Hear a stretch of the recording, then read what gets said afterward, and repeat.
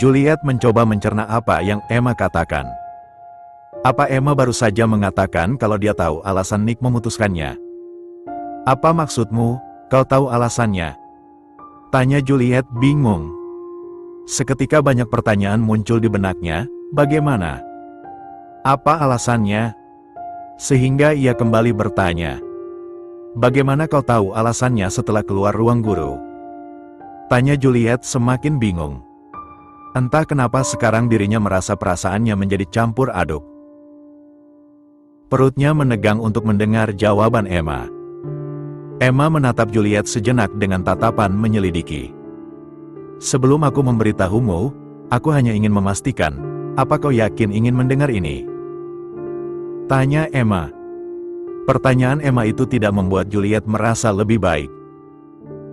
Juliet sangat penasaran, ia bisa mati penasaran. Tapi ia tidak tahu ingin mendengarnya atau tidak. Aku tidak tahu, jawab Juliet jujur.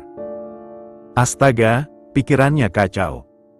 Juliet ingin melupakan Nick, dan jika mengetahui alasannya sekarang, Juliet takut akan membuat dirinya semakin sulit melupakan Nick. Emma menatap Juliet dengan tatapan lembut seolah berkata, "Aku mengerti," dengan matanya. Emma menggenggam kedua tangan Juliet sekarang, seperti ingin memberi dukungan kepada Juliet. Pertanyaanku sekarang, apa kau masih mencintainya? Tanya Emma. Tenggorokan Juliet berkedut. Well, itu tidak penting sekarang, hubungan kami sudah berakhir. Ucap Juliet mencoba berkata dengan nada tidak peduli. Emma menatap Juliet sejenak, lalu menghela napas. Walaupun kau sepertinya tidak siap menerima informasi ini, tapi aku harus tetap memberitahumu. Karena menurutku kau berhak mengetahuinya, ucap Emma serius. Entah kenapa Juliet menjadi semakin ragu mendengarnya. Karena walaupun mendengar alasannya, hal itu tidak akan mengubah hubungan dia dan Nick saat ini. Juliet hanya terdiam, menunggu Emma melanjutkan ucapannya. Tadi ketika aku di ruang guru untuk membantu Merhardi, aku tidak sengaja mendengar percakapan kepala sekolah baru kita dengan entah dengan siapa ia berbicara di ponselnya. Aku menangkap sedikit percakapannya. Dia berkata, dia sedang memproses pemindahan Nicholas Richard ke cabang sekolahnya yang berada di Chicago. Jelas, Emma hati-hati. Butuh beberapa detik untuk Juliet mencerna penjelasan Emma. Entah kenapa perutnya jadi semakin menegang, kepalanya semakin pening. Tidak percaya apa yang baru ia dengar. Akhirnya Juliet kembali bersuara. Apa tadi kau baru saja bilang Nick akan pindah sekolah? Tanya Juliet akhirnya mampu bertanya hal itu. Bukan pindah sekolah sebenarnya, lebih tepatnya adalah ia tetap sekolah di Horace Mann. Tetapi berpindah ke cabang yang ada di sana, jawab Emma. Juliet tidak tahu bagaimana harus menerima informasi ini. Apa Juliet harus senang karena sudah tahu alasan Nick memutuskannya? Atau Juliet harus sedih karena Nick tidak pernah memberitahunya? Atau Juliet harus marah kenapa Nick tidak memberitahunya? Emosinya begitu campur aduk sekarang. Tapi yang bisa Juliet rasakan adalah, seketika moodnya turun. Ia merasa tubuhnya lemas. Apa ini artinya Juliet tidak akan bertemu Nick lagi? Entah kenapa fakta itu membuat dia sangat sedih. Juliet? Panggil Emma terlihat khawatir dengan Juliet yang tiba-tiba diam. Apakah kau tahu alasan kenapa dia pindah? Tanya Juliet akhirnya. Maafkan aku tidak tahu alasannya. Aku hanya mendengar dia akan pindah, jawab Emma dengan tatapan simpati. Lalu seketika Juliet sadar, apa wajahnya begitu mudah terbaca. Aku baik-baik saja, Emma, ucap Juliet mencoba meyakinkan Emma. Padahal dirinya sendiri tidak yakin dengan ucapannya itu. Jadi, apa yang akan kau lakukan sekarang? Tanya Emma. Tidak ada yang aku lakukan, jawab Juliet. Tenggorokannya berkedut ketika berkata itu. Apa kau setidaknya tidak ingin bertanya pada Nick kenapa dia pindah? Tanya Emma. Rahang Juliet menegang, Nick saja tidak memberitahu Juliet tentang kepindahannya apalagi kalau Juliet bertanya kenapa. Nick tidak mungkin memberitahu Juliet alasannya. Entahlah, sepertinya tidak. Sudah aku katakan hubungan kami sudah berakhir, Emma. Dia yang menginginkannya. Dan aku tidak akan mengharapkan kembali dengannya. Jika dia sungguh mencintaiku, dia tidak akan melakukan semua ini. Tapi sepertinya rasa cintanya tidak sebesar itu. Aku berhak mendapatkan cinta yang lebih besar dari seorang yang akan menghargaiku. Dan mempertahankan aku apapun caranya. I deserve better, jelas Juliet. Juliet tahu itu, Juliet sangat yakin dengan ucapannya. Tetapi tetap saja, melupakan Nick tidak semudah itu. Karena ketika seorang sudah jatuh cinta, biasanya hati dan otak sulit untuk bekerja sama. Harapannya sekarang hanyalah kepada tubuhnya, apakah akan mendengar kata hatinya atau otaknya. Emma menatap Juliet sejenak, sebelum berkata, "Apapun pilihanmu, aku akan selalu mendukungmu," ucap Emma tulus. Oh astaga, Juliet seketika merasa emosional. Juliet seketika terdesak ingin menangis karena memiliki teman sebaik Emma. Tapi Juliet menahannya. "Terima kasih sudah memberitahu aku semua ini," ucap Juliet. Emma tersenyum lembut. Setelah itu mereka dua kembali ke kantin. Mereka berjalan menuju ke meja mereka. Juliet sadar ketika ia dan Emma kembali. Nick langsung menoleh ke arahnya, seolah penasaran Juliet habis dari mana.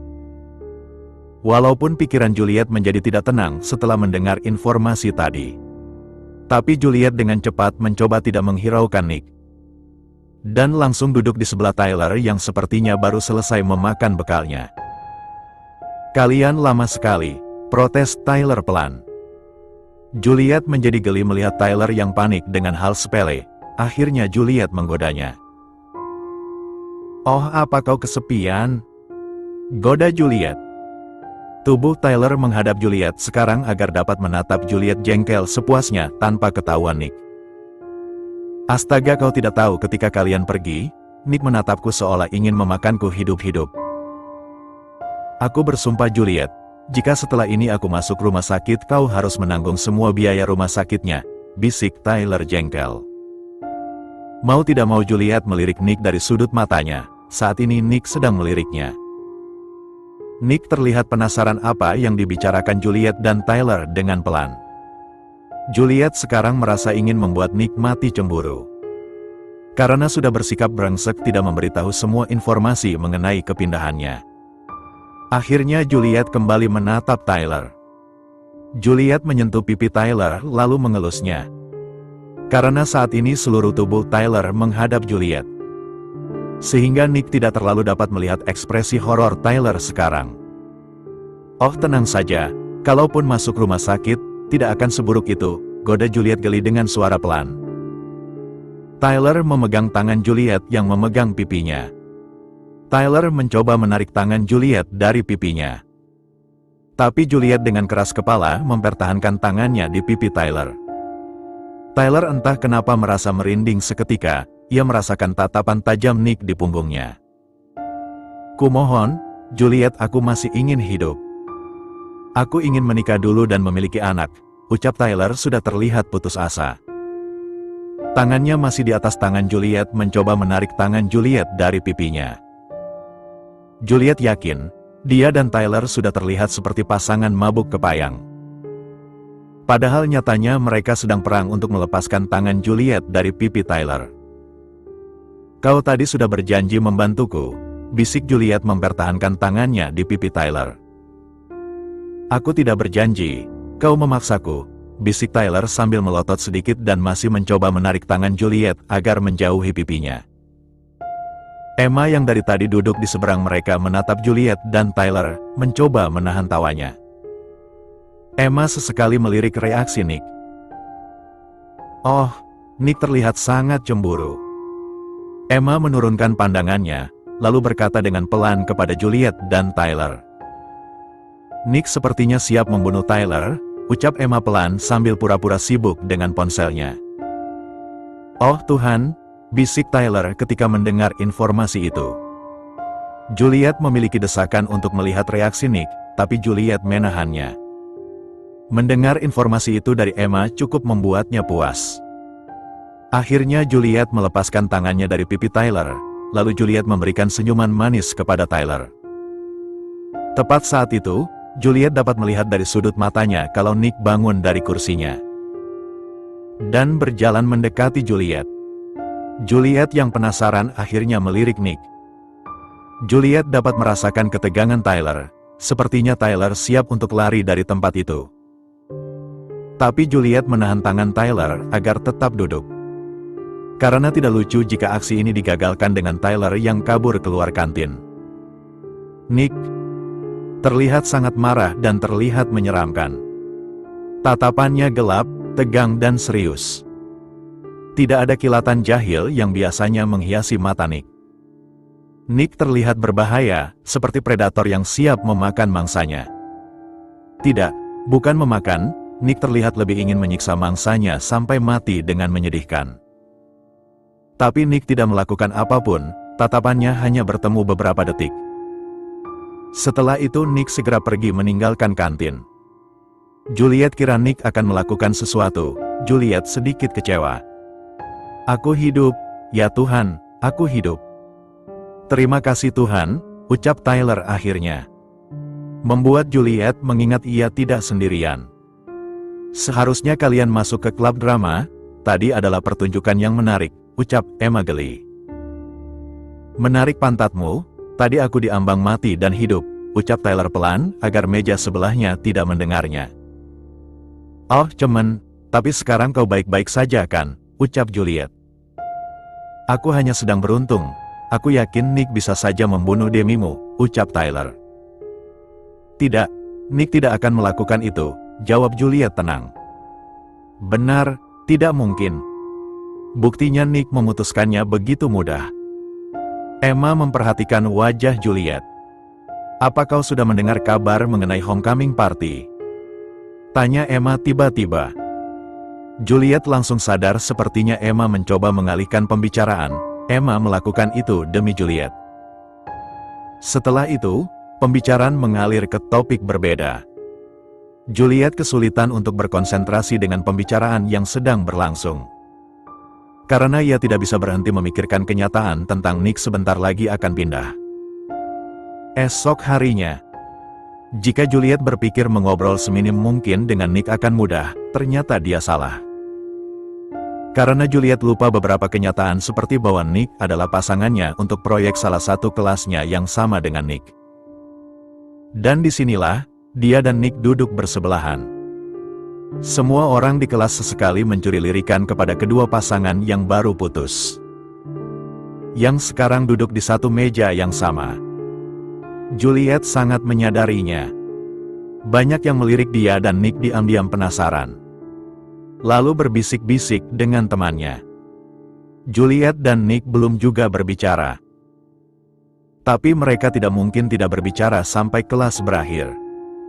Karena setelah ini mereka harus membahas tentang proyek yang mereka kerjakan bersama. Hari ini pengajarnya digantikan oleh Mer Thompson. Ia sedang menjelaskan apa yang harus dilakukan untuk proyek kali ini. Setelah selesai menjelaskan, ia menyuruh semua untuk membicarakan semua ini dengan pasangannya. Juliet menarik napasnya, lalu berbicara. "Jadi, kita mau mengerjakannya kapan?" tanya Juliet memulai pembicaraan sambil membuka buku tulisnya. Tapi Nick tidak menjawab ucapannya, membuat Juliet menoleh ke arah Nick sekarang. Di situ Nick sudah menatapnya. Apa Nick sudah menatapinya sejak tadi? "Nick," panggil Juliet. Nick belum juga melepaskan tatapannya dari Juliet. "Terserah," jawab Nick akhirnya. "Kalau begitu, kita bagi-bagi tugas saja. Jadi kita tidak perlu mengerjakannya bersamaan," ucap Juliet. Nick tidak berkomentar apa-apa, Nick hanya menatapnya. Jadi Juliet anggap Nick setuju. Juliet memutuskan kontak mata mereka, lalu mulai menulis beberapa hal yang Mer Thompson tulis di papan tulis. Setelah itu hening, tidak ada yang berbicara. Ketika sedang menulis, Juliet jadi teringat sesuatu. Bukankah Nick akan pindah ke Chicago? Lalu bagaimana dengan proyek mereka ini? Juliet awalnya tidak ingin mengungkit masalah itu. Tapi ia harus tahu karena jika Nick akan pindah, jadi akan percuma jika membagi tugas ini. Ngomong-ngomong, ucap Juliet. Ia menoleh untuk menatap Nick. Nick mengangkat alisnya menunggu Juliet melanjutkan ucapannya. Juliet menggigit kecil bibirnya, ragu apa dia perlu menanyakannya apa tidak. Ngomong-ngomong apa? Tanya Nick sepertinya tidak sabaran. Kau akan pindah ke Chicago kapan? Tanya Juliet akhirnya. Nick terlihat kaget ketika Juliet menanyakan itu. Dan dengan cepat Juliet menambahkan. Jika kau akan pindah dalam waktu dekat ini, artinya percuma kalau kita membagi tugas ini, jelas Juliet. Wajah Nick tidak bisa terbaca sekarang. Juliet menunggu jawaban Nick. Kau tahu dari mana aku akan pindah? Tanya Nick. Juliet kembali menatap buku tulisnya mencoba kembali menyibukkan dirinya menulis. Aku tidak sengaja mengetahuinya, jawab Juliet dengan nada tidak peduli. Hening. Nick tidak menjawab perkataannya itu. Sejak kemarin Juliet mulai berspekulasi Nick terpaksa pindah ke Chicago oleh keluarganya. Dan akhirnya ia memutuskan untuk putus dengan Juliet. Sejujurnya ia sangat ingin bertanya hal ini kepada Nick tapi Juliet masih menutup mulutnya rapat-rapat. Aku kira kau akan bertanya kenapa aku pindah, ucap Nick seolah membaca pikiran Juliet. Juliet melirik Nick dari sudut matanya dengan tenang, lalu kembali menulis. Nick dapat melihat wajah cantik Juliet sekarang terlihat sedang kebingungan. Tapi Juliet belum juga berkomentar mengenai pengakuannya itu. Nick memiliki desakan untuk menyentuh pipi Juliet. Tetapi ia harus menahan dirinya. Tanpa basa-basi lagi, Juliet bertanya. Kenapa? Tanya Juliet. Aku harus tetap berada di Chicago. Ada hal mendesak yang perlu diurusi, jawab Nick. Dia tidak berbohong, tetapi Nick tidak sepenuhnya jujur juga. Biar aku tebak, hal mendesak ini adalah urusan bisnis keluarga. Tanya Juliet. Nick menjawabnya dengan anggukan. Juliet sekarang terlihat marah, matanya menatap Nick tajam yang begitu menusuk. Apa ini alasan kau ingin putus? Tanya Juliet sepertinya sudah tidak bisa menahan dirinya bertanya itu. Nick memperhatikan wajah Juliet, walaupun Juliet menatapnya tajam tapi Nick juga melihat di mata Juliet. Ia menunjukkan kesakitan dan kekecewaan. Brengsek. Nick ingin marah pada dirinya, pada dunia ini. Nick memang lelaki brengsek, dia mengakui itu. Betapa Nick ingin memeluk Juliet dan berkata ia sesungguhnya tidak ingin putus. Juliet yang melihat keheningan Nick, akhirnya hanya mengangguk sambil menghela napas kasar. Lupakan, tidak perlu dijawab. Kalaupun benar seperti itu. Aku tidak ingin mendengarnya, aku tidak peduli lagi. Sekarang lebih baik kita fokus pada proyek ini dulu, ucap Juliet tenang. Nick seketika sangat kagum dengan ketengan Juliet. Jika wanita lain di posisi Juliet saat ini, dia pasti sudah menjambak Nick dengan kasar. Lalu menamparkan sambil menangis dan memaki Nick. Seperti semua mantan kekasihnya yang sebelumnya. Bahkan sejujurnya, jika Juliet ingin melakukan semua itu, Nick tidak keberatan. Jika itu membuat Juliet puas. Tetapi sepertinya Juliet tidak akan melakukannya.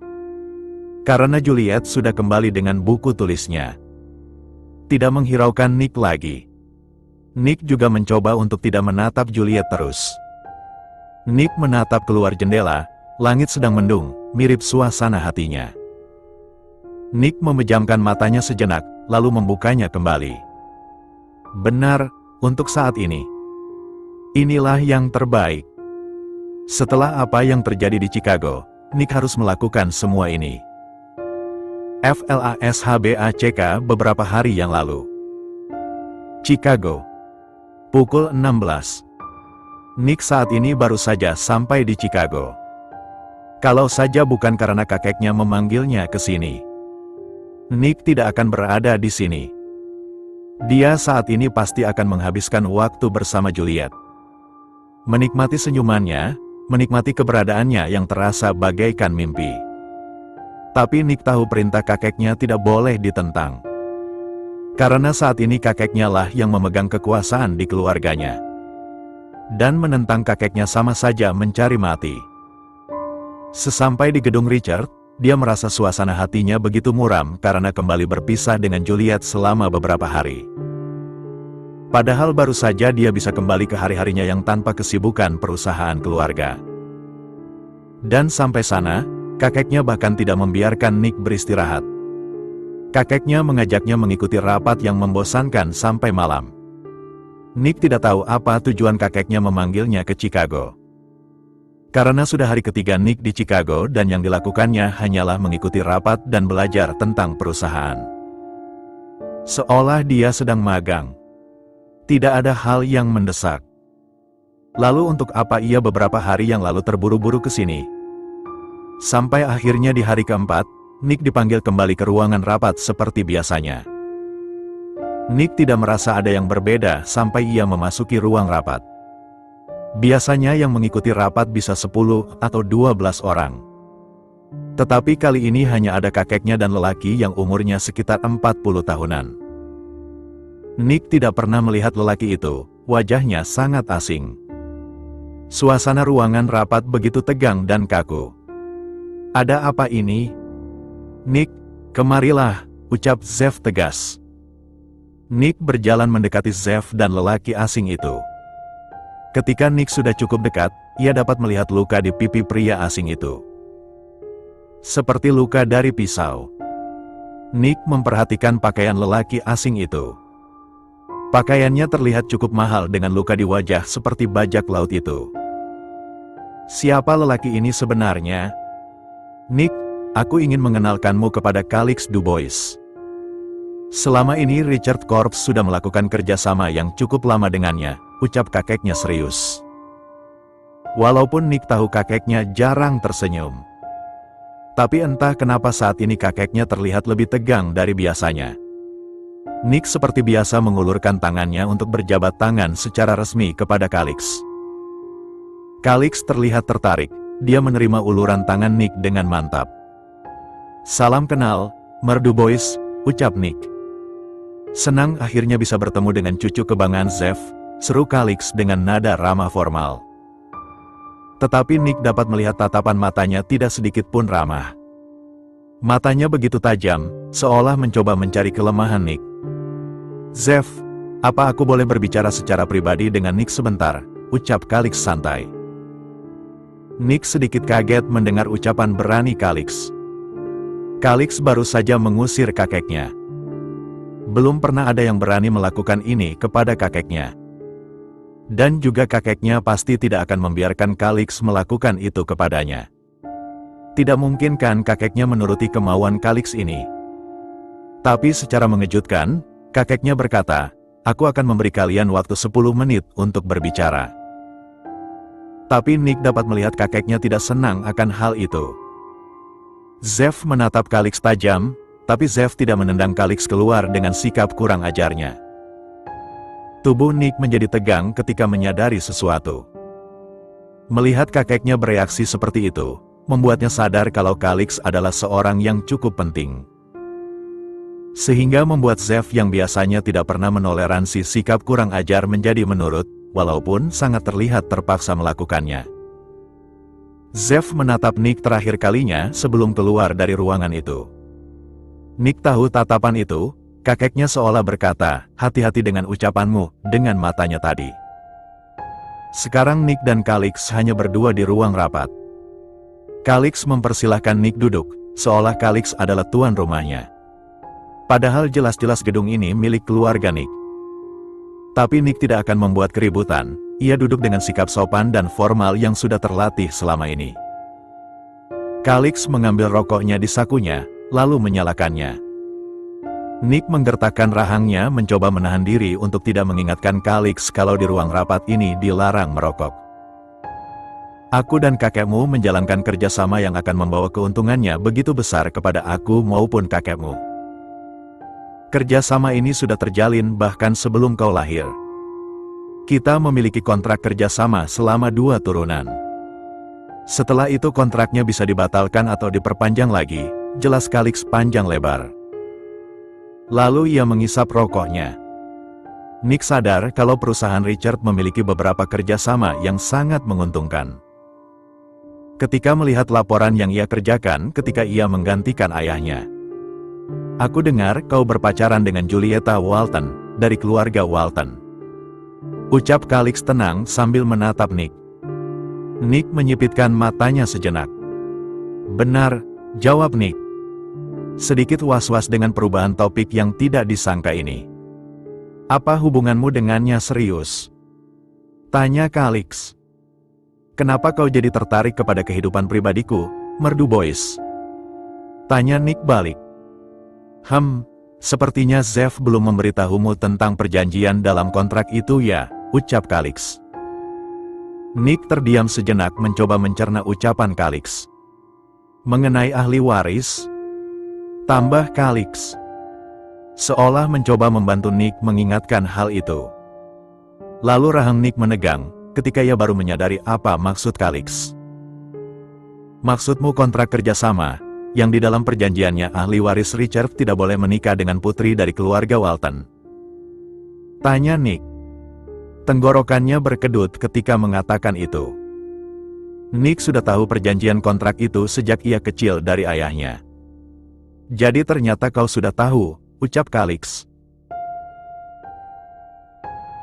Iya, tapi selama ini aku tidak pernah tahu kerja sama dengan siapa yang di dalam kontraknya ada perjanjian itu. Seru Nick murung. Karena waktu itu ayahnya tidak menjelaskan secara jelas. Well, kau mengetahuinya sekarang, kontrak kerjasama denganku, ucap Kalix. Nick menatap Kalix penasaran. Nick bisa merasakan aura berbahaya sekeliling Kalix. Kenapa kau membuat persyaratan seperti itu? Tanya Nick penasaran. Apa menjawab, kalau aku membenci keluarga Walton? Mereka adalah musuhku dan tidak pernah ingin bekerja sama dengan siapapun yang memiliki hubungan dengan keluarga Walton. Itu cukup mewakili segalanya. Tanya Kalix. Apa jadinya jika melanggar perjanjian itu? Tanya Nick. Oh, hanya 60% perusahaan menjadi milikku, jawab Kalix santai. Itu sama saja perampokan. Batin Nick sinis. Maaf, tapi perusahaanmu bergerak di bidang apa? Tanya Nick. Kalix terkekeh. Aku tidak memiliki perusahaan seperti Richard, nak. Aku adalah mafia, aku bergerak dalam bayang-bayang. Jawab Kalix sambil mengisap rokoknya. Tapi matanya masih menyelidiki Nick serius. Tubuh Nick lebih tegang sekarang. Kakeknya bekerja sama dengan mafia. Apa kakeknya ingin mencari mati? Nick sejak dulu curiga kakeknya gila, karena sering mengambil keputusan yang memiliki risiko tinggi, dalam hal apapun. Tapi sekarang Nick sudah yakin kalau kakeknya memang gila. Lebih baik kau putus dengannya jika kau tidak ingin dia terluka. Ucapan Kalix terdengar seperti ancaman. Nick seketika bergidik ngeri membayangkan Kalix melukai Juliet. Aku belum menikahinya, saat ini aku hanya berpacaran dengannya. Setauku perjanjiannya tidak boleh menikahi putri keluarga Walton. Bukan tidak boleh berpacaran dengannya, ucap Nick serius. Kalix itu hanya tersenyum menyeramkan. Tapi tidak ada perjanjian kalau aku tidak boleh melakukan pencegahan. Rahang Nick menegang. Kalix hanya mengancamnya, kan? Dia hanya ingin menakuti Nick. Seolah bisa membaca pikiran Nick, Kalix menambah lagi. Aku selalu serius dengan ucapanku, aku tidak pernah asal mengancam, nak. Lebih baik kau pikirkan dengan baik mengenai semua ini, sebelum kau menyesal, ucap Kalix. Lalu ia berdiri dari kursinya. Tanpa menunggu jawaban Nick, Kalix meninggalkan Nick sendiri di ruangan rapat itu. Nick terdiam beberapa menit di tempat ia duduk. Nick menghela napas. Ketika Nick bangun dari kursinya, lalu ketika ia akan keluar, kakeknya sudah masuk ke ruangan dulu. Nick menatap tajam kakeknya. Ia biasanya tidak akan menatap tajam kakeknya terang-terangan. Tetapi kali ini ia sudah tidak peduli melakukan hal itu. Semua ini gara-gara kerja sama sialan yang kakeknya lakukan dengan Kalix dengan perjanjian-perjanjian konyol itu. Kakeknya hanya menatap Nick dengan tatapan yang selalu ia berikan, yaitu datar tanpa perasaan dan matanya tajam. Nick tidak pernah merasakan kalau kakeknya menyanyanginya. Oleh karena itu, tadi Nick tidak mengerti ketika Kalix menyebut Nick sebagai cucu kesayangan Zeff.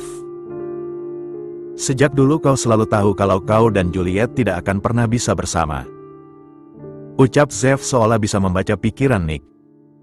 Ya aku tahu, jawab Nick sinis. Jadi, kau ingin melakukan apa?